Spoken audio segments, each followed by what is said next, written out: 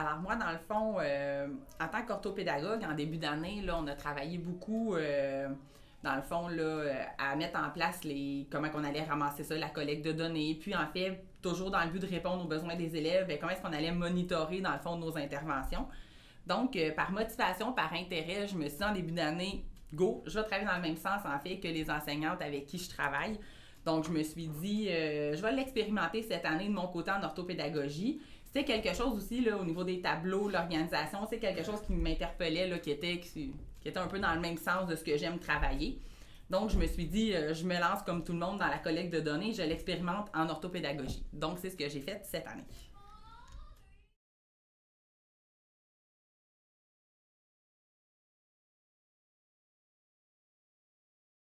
Donc, dans le fond, quand je suis partie au début, je me suis dit, bon, je vais sélectionner quelques sous-groupes, dans le fond, ceux avec qui en fait, ceux que j'avais vraiment basé un plan de rééduc. Donc là, je me suis dit, je vais partir de mon plan de rééducation avec les objectifs que je m'étais fixés. Et là, j'ai expérimenté différents tableaux. Je mettais en fait le nombre des élèves qui faisaient partie de mon sous-groupe.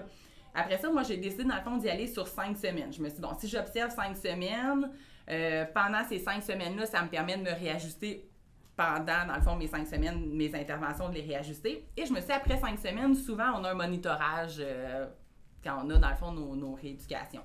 Dans nos rééducations qui sont déjà comme montées par la commission scolaire.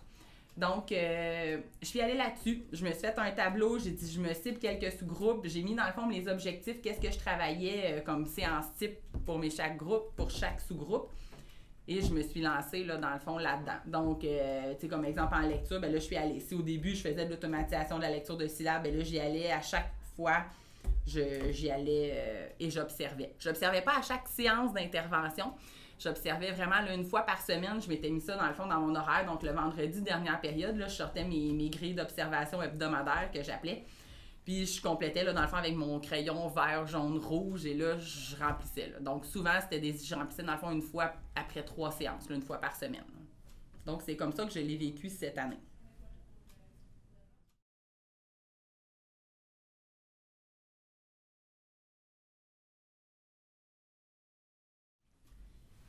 Donc, en fait, moi, là, ces tableaux-là m'ont vraiment aidé euh, sur deux volets, je dirais.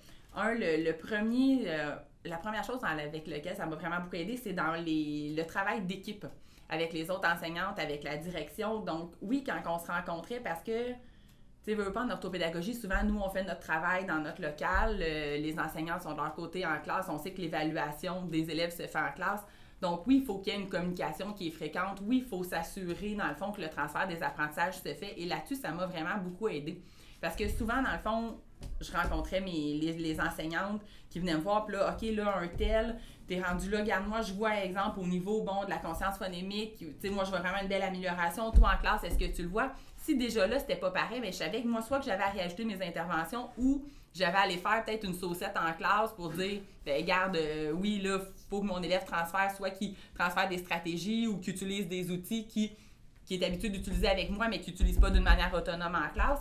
Donc ça, dans mes rencontres avec les enseignantes, c'est vraiment facilitant et je trouve que avec ça, on parle vraiment, c'est plus facile en tout cas pour les enseignantes de voir le travail qu'on fait en orthopédagogie avec ça qu'avec un plan de rééducation que nous, on avait nos propres objectifs dans notre tête. Avec la direction aussi, c'est sûr que ça l'aide régulièrement. Là, dans le fond, avec ma direction, on avait l'habitude à chaque étape de se rencontrer, de faire un bilan, oui, avec les résultats Lumix, mais oui aussi de voir, tu sais, bon, moi, les élèves que j'ai suivis, est-ce qu'il y en a qui retournent, est-ce qu'il y en a qui repartent, mais est-ce qu'ils ont besoin de soutien? Est-ce qu'ils en ont plus besoin? Est-ce qu'ils en ont besoin de moins? Ben oui, ça permet avec ce tableau-là de se réajuster. Puis c'est sûr aussi qu'il y a plein d'autres facteurs aussi qui peuvent arriver pendant l'année. Donc, ces tableaux-là, oui, ça nous aide à avoir un bon portrait. Donc ça, c'est sur le premier volet, vraiment, que je dirais que ça m'a aidé. Sur le deuxième, c'est personnel. C'est le fun de voir, je trouve, quand on complète ça, de, bon, OK, exemple, puis moi, là-dessus, je me notais quelle structure syllabique j'avais travaillé, ben là, j'étais rendue où, OK, est-ce que je leur travaille encore, ou là, la majorité de mes élèves de mon sous-groupe, ben, ils ont avancé. Ah, ben là, je pourrais essayer avec ça. Puis je te dirais même que ça m'amenait même à trouver d'autres activités à faire, de travailler différemment. Dans le fond, les mêmes objectifs. Je me disais, là, ça fait 4 semaines que je travaille tout le temps la même affaire, la même façon. Je suis encore dans le jaune. Bon, tu sais, qu'est-ce que je peux faire autrement? Dans le fond, pour répondre à leurs besoins. Puis à la limite aussi que ça soit stimulant, ben, je me dis, si ça fait 4 semaines, ça veut dire que ça fait 3 séances pendant 4 semaines que je fais la même affaire. peut-être qu'il y a quelque chose qui marche pas là. Donc, personnellement aussi, ça m'a aidé. Puis j'aimais ça, on dirait, ce vendredi-là où je prenais le temps de les compléter. J'aimais ça. Ça me permettait, on dirait, de replanifier ma semaine d'après. Voilà.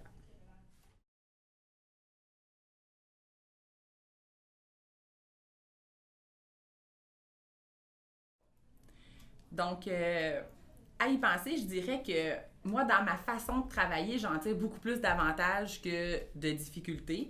Oui, à la limite, même difficulté, je mettrais plus ça comme des défis. En fait, le défi, c'est vraiment au niveau de la rigueur. Tu sais, c'est sûr que quand on saute une semaine, puis que, bon, après ça, on essaye de dire, hey, là, je l'ai fait une semaine et je ne le referai plus, je le réexpérimenterai plus, dans le sens où, oh non, mais là, attends, la semaine d'après, tu peux pas. Il faut de la rigueur, il faut que ça soit complété souvent. Même que des fois, là, une séance, je voyais quelque chose, j'allais me le noter, même si on n'était pas le vendredi, la période où je m'étais planifiée. C'est vraiment, je dirais que ça, c'est le défi, c'est la rigueur. Sinon, des avantages, tu sais, il y en a tout plein. De un, la cohérence, parce que je trouve que ça fait un outil, en fait, que tout le monde utilise dans l'école. C'est cohérent. Ça permet d'avoir une vue globale. Tu sais, moi, je sais pas tous les élèves de la classe, mais j'ai mes élèves que je suis, ceux que je veux connaître vraiment, puis ceux que j'en veux le plus de données sur eux. Ça, c'est un autre avantage que j'ai trouvé. Aussi, s'arrêter à observer. On dirait que pendant mes séances, ça a développé mon esprit d'observation. Dire, OK, je regarde là mon observation, est-ce qu'elle est juste de ce que je vois des élèves? Parce que je le savais, en fait, que le vendredi, j'allais devoir compléter mon tableau. Et là, j'ai-tu observé ça? Ah oui, ça. Il l'a-tu vraiment réussi? Il l'a-tu réussi une fois sur 3 quand j'ai demandé? On dirait que ça t'amène des réflexes, en fait, d'observation qui sont beaucoup plus justes. Et des interventions plus justes aussi pour répondre, dans le fond, aux besoins de l'élève là, qui travaille avec moi. Sinon, mais les sous-groupes, ça m'a aidé dans la formation de mes sous-groupes en orthopédagogie, là, des sous-groupes plus homogènes, c'est ce qu'on veut. Oui, des fois, on entendait parler au départ là, de « Ah, moi, il y a des difficultés en lecture. OK, oui, en lecture, parfait en lecture, mais tu sais, où en lecture? Puis qu'est-ce qu'on fait? Tu sais, c'est grand la lecture, donc ça l'a aidé. Puis les enseignantes aussi, un vocabulaire plus juste, plus facile pour moi de former des sous-groupes homogènes. Donc, finalement, là, c'est sûr, ça me donne le goût de continuer. Donc, oui, j'ai même l'intention, en fait, de me préparer davantage parce que maintenant, tous mes sous-groupes de l'année prochaine vont avoir un tableau de grille hebdomadaire.